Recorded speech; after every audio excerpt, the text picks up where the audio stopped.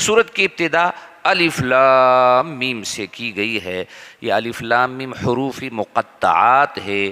ان کے بارے میں اکثر مفسرین کی رائے یہی ہے کہ یہ ان متشابہات میں سے ہیں جن کا علم صرف اللہ تعالیٰ کو ہے، تاہم ان کا وجود بھی فوائد سے خالی نہیں ہے۔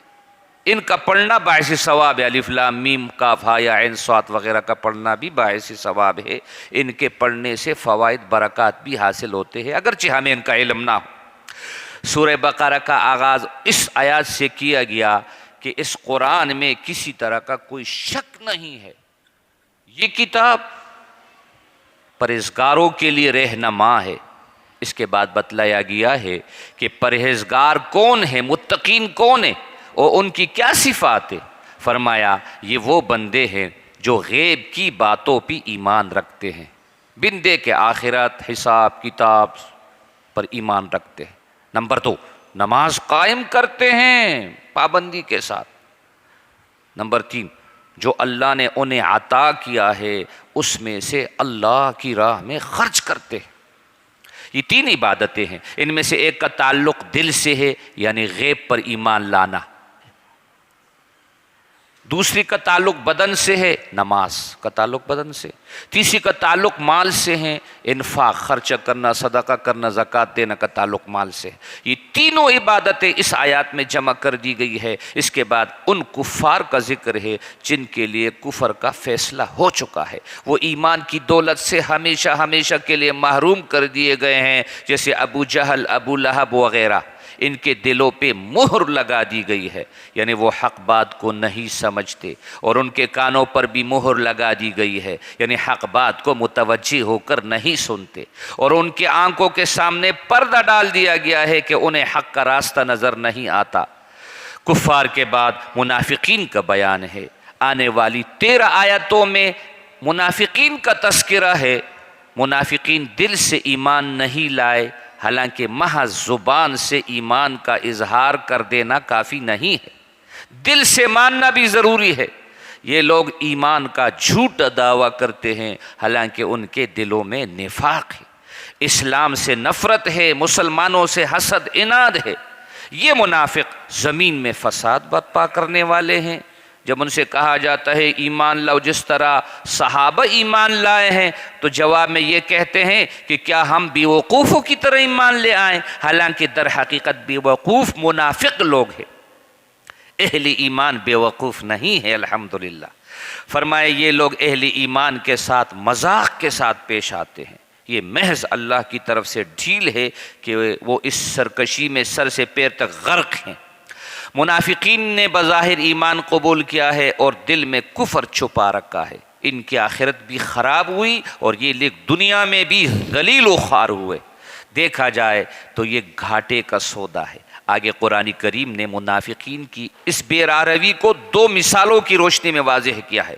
پھر تمام انسانوں کو اللہ کی عبادت کا حکم دیتے ہوئے کفار سے کہا یا ایھا الناس اعبدوا ربکم، کفار سے کہا ہے کہ اگر تمہیں ہماری اس کتاب میں جو ہم نے نازل کی ہے ذرا بھی شک ہو تو اس جیسی کوئی ایک صورت بنا کے لاؤ اور اس کام میں اپنے معبودان باطلہ سے یا عرب کے فصحاء بلغاء سے مدد لے لو۔ اس کے باوجود اگر تم کوئی ایسی صورت نہ بنا سکو، اور یقیناً نہیں بنا سکو گے، تو اللہ سے ڈرو اور جہنم کی آگ سے بچنے کی کوشش کرو۔ اس کے بعد ایمان والوں اور نیک کام کرنے والوں کے لیے جنت اور اس کی نعمتوں کا ذکر ہے۔ کفار مکہ قرآن کریم کے اس اسلوب پر بڑا اعتراض کرتے تھے کہ قرآن میں مکی مچھر جیسی حقیر چیزوں کا بھی ذکر ہے، حالانکہ یہ اللہ کا کلام ہے جو سب سے برتر اور اعلیٰ ہے۔ اس کا یہ جواب دیا گیا کہ اللہ تعالیٰ کو اس طرح کی مثالوں میں کوئی شرم نہیں ہے، کیونکہ مثال تو وضاحت کے لیے ہوتی ہے، حقارت اور عظمت سے اس کا کیا تعلق ہے۔ ایمان کی نعمت کا ذکر کرنے کے بعد قرآن کریم نے ایک اور بڑی نعمت کا ذکر کیا ہے۔ یہ نعمت تخلیق آدم علیہ السلام ہے۔ آدم علیہ السلام کو اللہ نے پیدا فرمایا، ان کی تخلیق کا قصہ پوری تفصیل کے ساتھ بیان کیا گیا ہے کہ اللہ تعالیٰ نے فرشتوں سے کہا کہ اللہ تعالیٰ زمین میں اپنا خلیفہ مقرر کرنا چاہتا ہے۔ اس پر فرشتوں نے عرض کیا کہ کیا آپ دنیا میں ایسی قوم پیدا کرنا چاہتے اے اللہ جو اس دنیا میں فساد برپا کرے گی اور خون بہائے گی؟ اور ہم آپ کی تسبیح تقدیس بیان کرتے ہیں۔ حضرت آدم علیہ السلام کی تخلیق، حضرت حوا علیہ السلام کی پیدائش، ان دونوں کو جنت کے ممنوعہ درخت تک نہ جانے کی ہدایت، شیطان کا حسد، اور حضرت آدم اور حوا علیہ السلام کو اس درخت کے قریب جانے اور پھل کھانے کا مشورہ، اور اس کے نتیجے میں آدم علیہ السلام حوا دونوں کو اور ان کے آنے والی نسل کو جہاں جنت سے زمین پر جا کر رہنے کا حکم، یہ مکمل واقعہ یہاں مذکور ہے۔ اس کے بعد بنی اسرائیل، یہود بنی اسرائیل کو بطور خاص خطاب کیا گیا ہے، یا بنی اسرائیل، اور ان نعمتوں کا حوالہ دیا گیا ہے جو ان پر نسل در نسل نازل ہوتی رہی ہیں۔ سب سے بڑھ کر یہ کہ ان کے پاس ہزاروں انبیاء بھیجے گئے، تورات وغیرہ کتابیں نازل کی گئیں، فرعون سے نجات دے کر ان کو شام میں بسایا گیا، ان پر من و سلوان نازل کیا گیا، ان کے لیے ایک پتھر سے 12 چشمے نکالے گئے، مگر ان کی سرکشی دیکھیے کہ وہ حق پہ قائم نہ رہے۔ انہوں نے پیغمبروں کی اطاعت نہ کی، بلکہ بعض پیغمبروں کو قتل کر تک ڈالا، تورات کی آیاتوں میں تحریف کی، تبدیلی کی۔ ان کے نتیجے میں ان کے لیے دائمی اور ابدی ذلت لکھ دی گئی، اور ان پر ایسے ایسے عذاب مسلط کیے گئے کہ جن کو سن کر روح کانپ اٹھتی ہے۔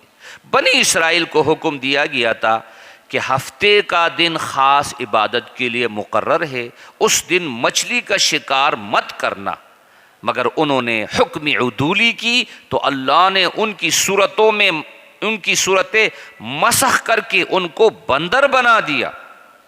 یہودیوں کے بارے میں قرآن کریم کا 2 ٹوک فیصلہ یہ ہے کہ ان کے دل پتھروں سے زیادہ سخت ہے۔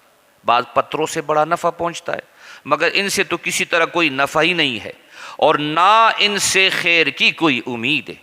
انہوں نے مال و دولت کے لالچ میں تورات میں لفظی اور معنوی تحریف بھی کر ڈالی۔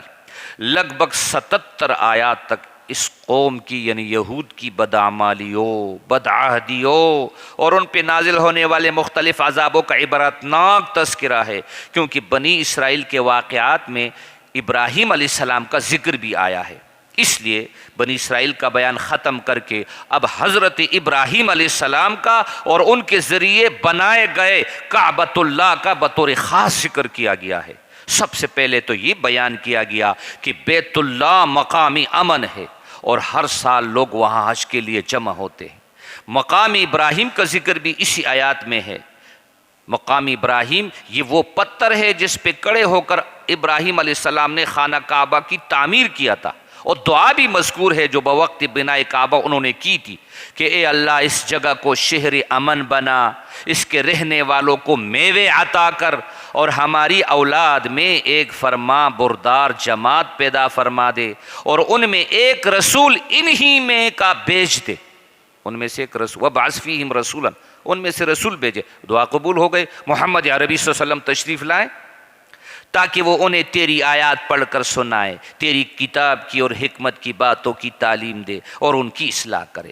بلا شبہ حضرت ابراہیم علیہ السلام کی یہ دعا بعثت نبوی صلی اللہ علیہ وسلم کی صورت میں قبول ہوئی۔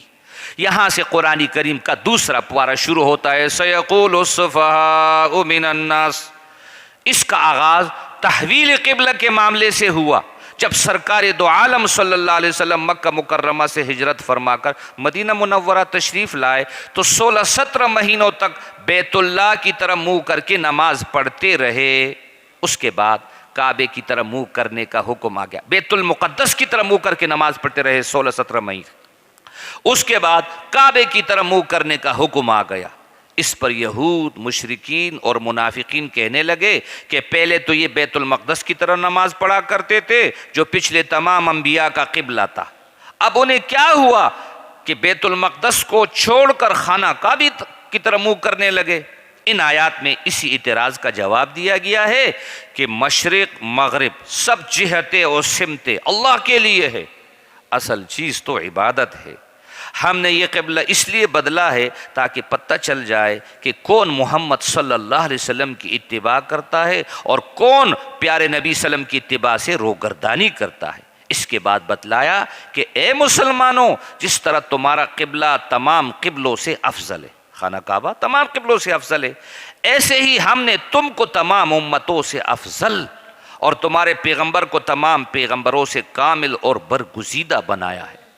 تحویل قبلہ کی حکمتوں کا ذکر تقریباً 11 آیتوں پر مشتمل ہے۔ اس کے بعد اہل ایمان کو کچھ نصیحتیں ہیں، مثلاً یہ نصیحتیں کہ صبر اور نماز کا دامن تھامے رکھے، ہر معاملے میں صبر کرے اور نماز کا دامن تھامے رکھے، نماز نہیں چھوڑنی ہے۔ اللہ کی راہ میں شہید ہونے والے کو مردہ نہ کہے، آزمائشوں سے نہ گھبرائے، مہنگائی ہے، پریشانی ہے، آزمائشوں سے نہ گھبرائے، بلکہ ایسے حالات میں انا للہ پڑھا کرے، انا للہ و انا الیہ راجعون۔ اس کے بعد حج کا صفا مروہ کا بیان ہے، زمین و آسمان، رات اور دن، سمندروں میں چلنے والی کشتیاں، ہوائیں، بادل وغیرہ، آج بارش ہوئی ماشاءاللہ، سب اللہ کے حکم کے تابع ہے اور ان میں غور فکر کے لیے بہت کچھ ہے۔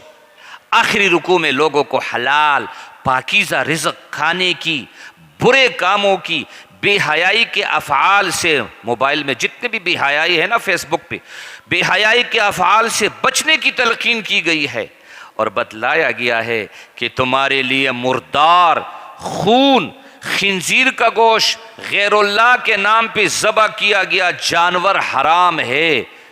کہ لوگ جانور ذبح کرتے ہیں بابا کے نام پر کہ بابا ہمیں اولاد دے گا، بگڑی بنائے گا، اس کے تقرب کے لیے جانور ذبح کرتے ہیں یا جانور نامزد کرتے ہیں، اس کو کہتے ہیں نذر غیر اللہ۔ قرآن کریم میں فرمایا یہ حرام ہے، اس سے بچنے کی کوشش کرے ہے۔ چیزیں، عبادتیں ساری اللہ کی ہے، یعنی ذبح کرنا ہو تو اللہ کے نام پہ ذبح کرے، جیسے قربانی کا جانور ذبح ہوتا ہے اللہ کے نام پہ، تو یہ ذبح اللہ کے لیے ہے۔ بزرگوں کے تو نقش قدم پہ چلنا چاہیے، عبادتیں تو اللہ کی کرنی چاہیے، بزرگوں کی نہیں کرنی چاہیے۔